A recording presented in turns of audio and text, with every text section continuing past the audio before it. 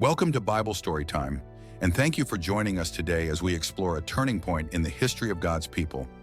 The day Israel tore itself in two under King Rehoboam. The reign of Solomon was over. After 40 years of unmatched wisdom, wealth, and building, Israel's greatest king had died. The kingdom he left behind was vast, beautiful, and burdened. Heavy taxes and forced labor had exhausted the people, even as the temple and palaces stood tall in glory. Now the crown passed to Solomon's son, Rehoboam, a young man raised in the luxury of the court, but untested by hardship. And as tradition required, he traveled to Shechem to be confirmed as king before all Israel. But he was not welcomed with cheers. Waiting for him in Shechem was Jeroboam, a former official of Solomon's court, once exiled, now returned. The people rallied around him, and together they made a bold request to the new king. Your father put a heavy yoke on us. Lighten the harsh labor and the heavy burden he put on us, and we will serve you. Rehoboam asked for 3 days to decide. It was his chance to unite the kingdom, to show compassion, to prove himself as a servant king. The entire nation waited, hoping for relief after years of weariness and toil. First, he turned to the elders who had advised his father Solomon, men who had walked with wisdom for decades. They said, if you serve these people and give them a kind answer, they will serve you forever. It was wise counsel, gentle, humble, merciful. But Rehoboam was not satisfied.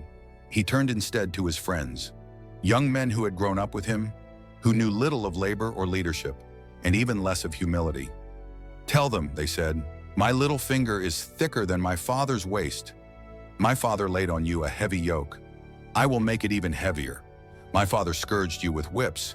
I will scourge you with scorpions. And Rehoboam listened to them. When he stood before the people again, he rejected the plea for mercy.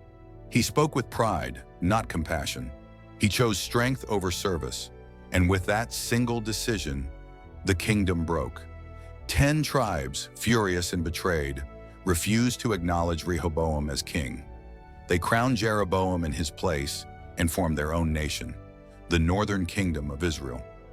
Only the tribes of Judah and Benjamin remained loyal to the house of David, forming the southern kingdom of Judah with Jerusalem as its capital.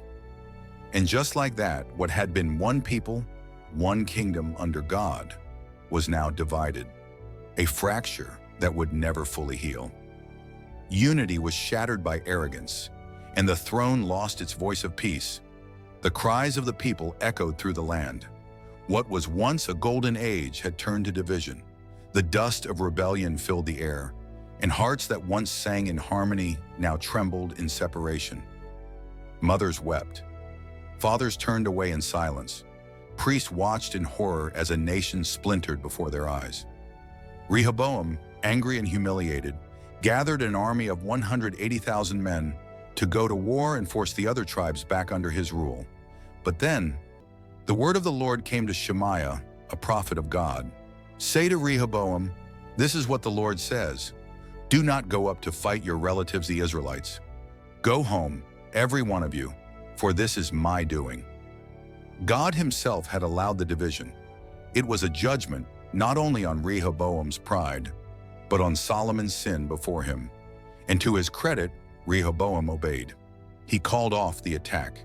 He returned to Jerusalem, but the damage had been done. He may have spared lives that day, but the spiritual wound in the heart of the nation would echo for generations.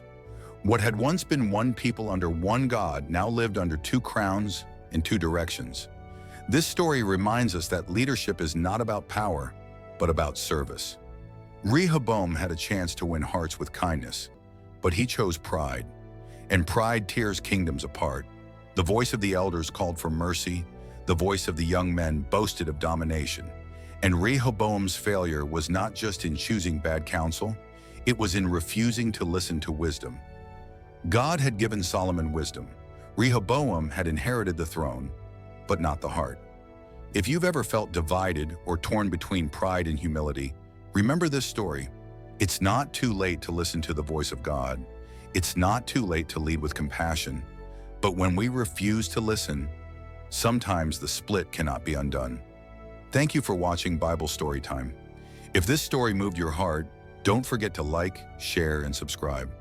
We bring the Bible to life, one story at a time.